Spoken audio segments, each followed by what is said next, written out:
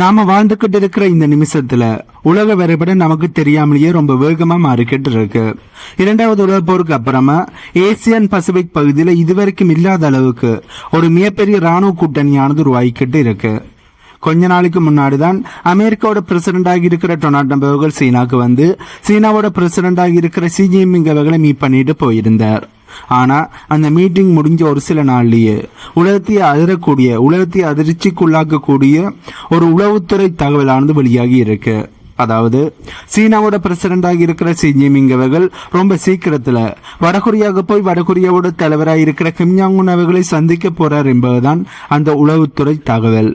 ஆனா கதை இதோட முடியல. ஒரு நாளைக்கு முன்னதான் ரஷ்யாவோட பிரசிடண்ட் ஆகி இருக்கிற புடின் அவர்கள் சீனாக்கு ஒரு முக்கியமான விசிட்டை அடிச்சிருந்தார். உக்ரைன் போரோட உச்சத்துல ரஷ்யா இருக்கிற இந்த நேரத்துல புடினோட சீன பயணமும் அதை தொடர்ந்து வரப்போற ஷி ஜின்பிங் அவர்களோட வடகொரியா பயணமும் சும்மா தச்சையில நடக்கின்ற விஷயங்களா அல்லது அமெரிக்கா அதோட நட்பு நாடுகளையும் காலி பண்றதுக்காண்டி ரஷ்யா சீனா வடகொரியா இந்த 3 நாடுகளுமே சேர்ந்து மிக பெருசா போட்ட மாஸ்டர் பிளானோட ஆரம்பமா இது இருக்குமா? இதை பற்றி தான் இந்த வீடியோவில் நாங்கள் தெளிவாக பார்க்க போகிறோம். வீடியோக்குள்ளே போகிறதுக்கு முன்னே நம்ம சேனலை சப்ஸ்கிரைப் பண்ணி பக்கத்துக்கு பெல் ஐக்கானை கிளிக் பண்ணி வைங்க. அப்போ தான் நான் போடக்கூடிய வீடியோஸை நீங்கள் உடனுக்குடன் பார்க்க முடியும். வாங்க இப்போ வீடியோக்குள்ளே போகலாம். இந்த மர்ம முடிச்சுக்களை அவுக்கணுமெண்டா நாங்கள் முதல்ல புரிஞ்சிக்க வேண்டியது ரஷ்யாவோட பிரசிடண்டாக இருக்கிற புடின் அவர்களோட சமீபத்திய சீன பயணத்தை பற்றி. உக்ரைன் மேல போர் தொடங்கி 4 வருஷத்துக்கு மேலாகியும் அமெரிக்கா மற்ற நாடுகளும் என்னதான் கடுமையான பொருளாதார தடைகளை போட்டாலும் ரஷ்யா இன்னுமே கட்டாகத்தான் நிற்கிறார்கள். அதுக்கு பின்னணியில இருக்கிற ஒரே ஒரு சப்போர்ட் நாடுண்டா அது சீனா தான். புடினவர்களோட இந்த சீன பயணம் உலக நாடுகளுக்கு 2 முக்கியமான விஷயங்களை சொல்லியிருக்கு. முதலாவது எக்கனாமிக்கல் சப்போர்ட். மற்ற நாடுகள் ரஷ்யா கிட்ட இருந்து குருடோயில் வாங்குறதை நிறுத்தினப்போ அதை மொத்தமா வாங்கிக்கிட்டதா அது சீனா. புடினோட இந்த சீன பயணத்தின் போது சீனாவுடனான பிசினஸை டாலருக்கு பதிலா தங்களோட சொந்த நாணயங்கள் யுவான் மற்றும் ரூபில் மூலமா இன்னுமே அதிகப்படுத்துறதுக்கான ரகசிய ஒப்பந்தங்களை கையெழுத்து போட்டிருக்காங்கன்னு சொல்லப்படுது. சுருக்கமா சொன்னா அமெரிக்க டாலரோட கெத்தை குறைக்கிறதுல 2 பேருமே ரொம்ப தெளிவா இருக்காங்க என்பது தெளிவா தெரியுது. இரண்டாவது விஷயம் மிலிட்டரி டெக்னாலஜி. சீனா நேரடியா ரஷ்யாவுக்கு தேவையான ஆயுதங்களை கொடுக்கலையான்னு வெளியில சொன்னாலும் பீரங்கிகள், ட்ரோன்ஸ், அப்புறம் மிசைல்கள் தயாரிக்கிறதுக்கு தேவையான மைக்ரோ சிப்ஸ், ஆப்டிக்கல் கருவிகள், சேட்டலைட் டெக்னாலஜி சீனா ரஷ்யாவுக்கு தாராளமாக கொடுத்துக்கிட்டு இருக்காங்க என்பதுதான் உண்மை. ஆனா இந்த மீட்டிங் அப்போ புடின் அவர்கள் ஷி ஜின்பிங் கிட்ட, அதாவது சீனாவோட பிரசிடண்டாக இருக்கிற ஷி அவர்கள் கிட்ட ஒரு முக்கியமான ரிக்வெஸ்ட் வச்சிருக்கார். அதுதான் வடகொரியாவோட விவகாரம்னு சொல்லப்படுது. கடந்த 2 வருஷமா உலக அரசியலை கவனிச்சவங்களுக்கு ஒரு விஷயம் நல்லா தெரியும். சீனாக்கு தெரியாம ரஷ்யாவும் வடகொரியாவும் அந்த கிரவுண்ட்ல ரொம்ப குளோஸான ஒரு மிலிட்டரி கூட்டணி அமைச்சிட்டாங்க. உக்ரைன் போரில் ரஷ்யாவுக்கு பீரங்கி குண்டுகளும் அட்வான்ஸ் மிசைல்களுக்கும் பயங்கர தட்டுப்பாடு இருந்தப்போ வடகொரியா லட்சக்கணக்கான ஆயுதங்களை ரஷ்யாவுக்கு அள்ளி கொடுத்தார்கள். அது மட்டும் இல்லாம உக்ரைன் போர்டருக்கு வடகொரியா தங்களோட ஸ்பெஷல் ஆர்மி வீரர்களை அனுப்பி ரஷ்யாவுக்கு நேரடியாகவே ஹெல்ப் பண்ணி இருந்தார்கள். இதற்கு கைமாறா ரஷ்யா வடகொரியாவுக்கு என்ன கொடுத்தார்கள்டா அணு ஆயுதங்களை சுமந்து போகக்கூடிய கண்டம் கண்டம் பாயிர மிசைல்கள், அதாவது ஐசிபிஎன் டெக்னாலஜி, ஸ்கை சேட்டலைட்டை விண்ணில லான்ச் பண்றதுக்கான விண்வெளி தொழில்நுட்பம், அப்புறம் வடகொரியாவோட கடுமையான பசி பஞ்சத்தை போக்க பல்லாயிரக்கணக்கான டன் சாப்பாடு மற்றும் குருடோயில கொடுத்திருந்தார்கள். வெளியில இருந்து பார்க்கும்போது வடகொரியாவுக்கும் ரஷ்யாவுக்கும் இடையிலான உறவை பார்த்து சீனா சந்தோஷப்படுகிறார்கள் என்று நீங்க நினைக்கலாம். ஆனா நிஜம் அது இல்ல.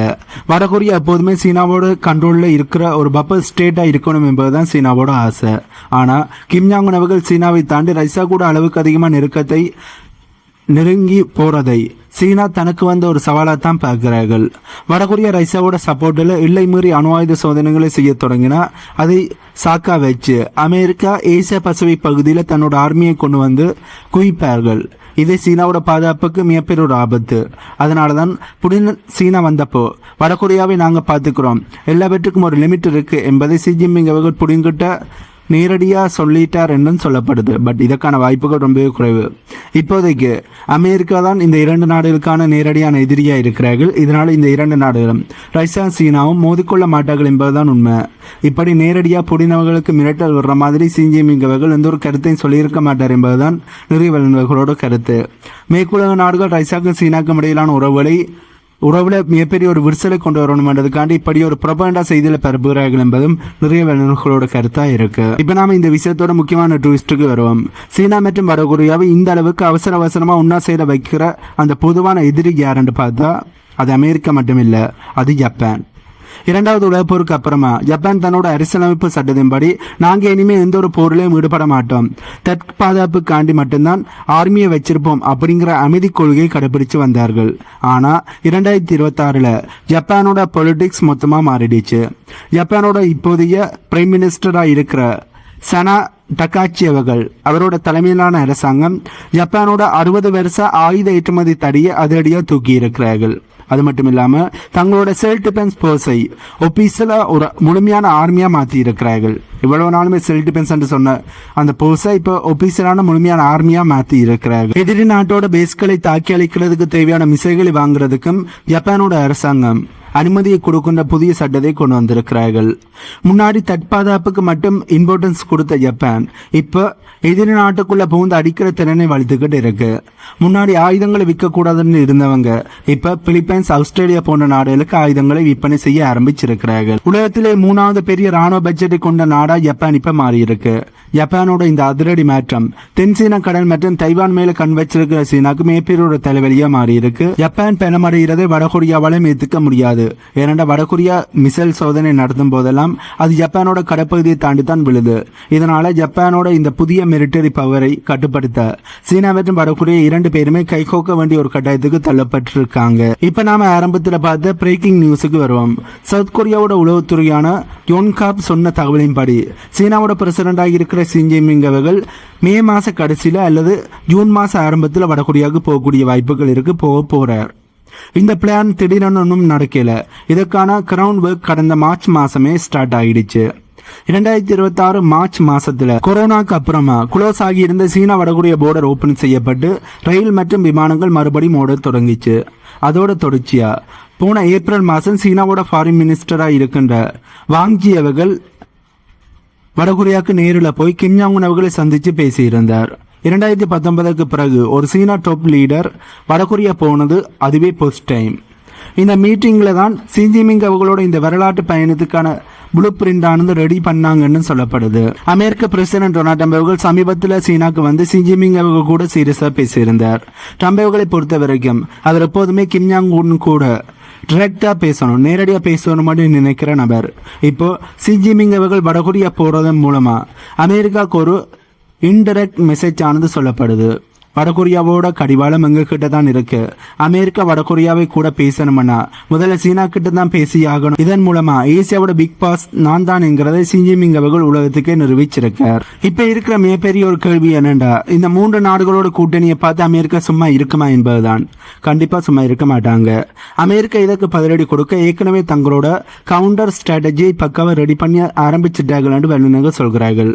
அமெரிக்கா இதுக்கு என்ன செய்ய போறாங்கன்னா முக்கியமான 3 விஷயங்கள் இதற்கு செய்யக்கூடிய வாய்ப்புகள் இருக்கு. முதலாவது மிலிட்டரி கூட்டணியை வலுப்படுத்துறது, அதாவது ஸ்ட்ரென்தனிங் அலியன்ஸ். சீனா, ரஷ்யா, வடகொரியா கூட்டணிக்கு எதிராக அமெரிக்கா ஆசியாவிலேயே தங்களோட சொந்த கூட்டணியை இன்னுமே ஸ்ட்ராங்காக பார்ப்பார்கள். முக்கியமா குவாட், அதாவது அமெரிக்கா, இந்தியா, ஜப்பான், ஆஸ்திரேலியா போன்ற நாடுகள் இருக்கின்ற அமைப்பு.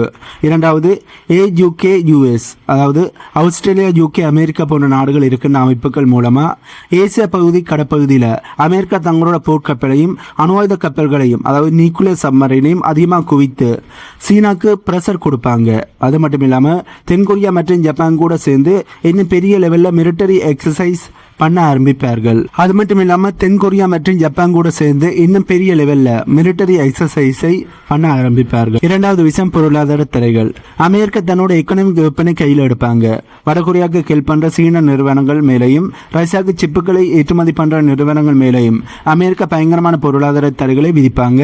டொனால்ட் ட்ரம்ப் அவர்கள் ஏற்கனவே சீனாவில் இருந்து வர்ற பொருட்கள் மேல கடுமையான டாரிஃப், அதாவது வரிகளை போட போறதா சொல்லியிருந்தார். இதன் மூலமா சீனாவோட எக்கனாமியை வீழ்த்த அமெரிக்கா ட்ரை பண்ணுவாங்க என்பது தெளிவாக தெரியுது. மூணாவது விஷயம் ட்ரம்புகளோட நேரடியான ராஜதந்திரம். எல்லாத்துக்கும் மேல பிரசிடென்ட் ட்ரம்புகளோட ஸ்டைலே தனி. அவர் சீனாவை ஓரங்கட்டிட்டு வடகொரியா அதிபராக இருக்கின்ற கிம் ஜாங் உன் கூட நேரடியாக பேச ட்ரை பண்ணுவார் என்று சொல்லப்படுது.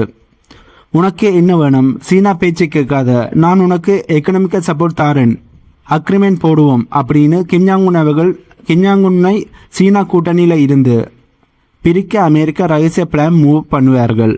அதில் ஆச்சரியப்படுறதுக்கு எதுவும் இல்லை.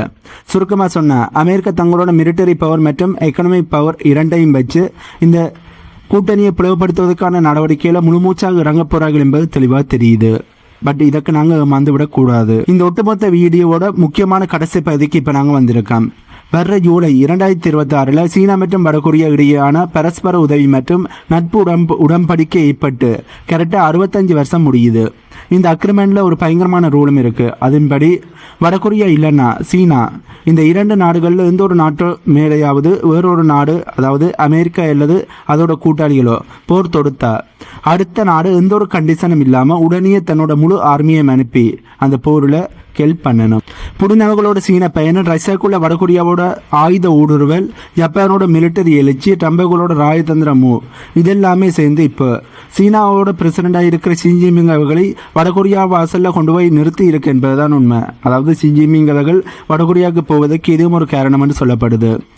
ரஷ்யாவோட பிரசிடண்டாக இருக்கிற விளாடிமிர் புடின் அவர்கள், சீனாவோட பிரசிடண்டாக இருக்கிற ஷி ஜின்பிங் அவர்கள், வடகொரியாவோட பிரசிடண்டாக இருக்கிற கிம் ஜாங் உன் அவர்கள், இந்த 3 பேரோட கூட்டணி அமெரிக்கா மற்றும் மேற்கத்திய நாடுகளோட ஆதிக்கத்துக்கு என்கார்ட் போடுமா அல்லது இந்த ஏசியா பசிபிக் பகுதி ஒரு உலக போரனுடைய மையப்புள்ளியாக மாறுமா அப்படிங்கிறத நாங்கள் வெயிட் பண்ணி தான் பார்க்கணும். பட் இப்போதைக்கு இந்த பிரச்சனை கொஞ்சம் தள்ளி போயிருக்கலாம். பட் மறுபடியும் ஆரம்பிக்கக்கூடிய வாய்ப்புகள் இருக்கு. இந்த வீடியோவில் நான் சொன்ன தகவல்களை பற்றி உங்களுடைய கருத்துக்களை மறக்காம கீழே கமெண்ட்ல சொல்லுங்க. இந்த வீடியோவில் நான் சொன்ன தகவல்கள் உங்களுக்கு புதிதாக இருந்தால் இந்த வீடியோக்கு லைக் பண்ணி நம்ம சேனலை சப்ஸ்கிரைப் பண்ணி பக்கத்துக்கு பெல் ஐக்கானை கிளிக் பண்ணி வைங்க. அப்பதான் நான் போடக்கூடிய வீடியோஸை நீங்கள் உடனுக்குடன் பார்க்க முடியும். இன்னும் ஒரு புதிதான தகவல்கள் உள்ளடங்கிய புதிய வீடியோவில் உங்களை நான் மீட் பண்றேன்.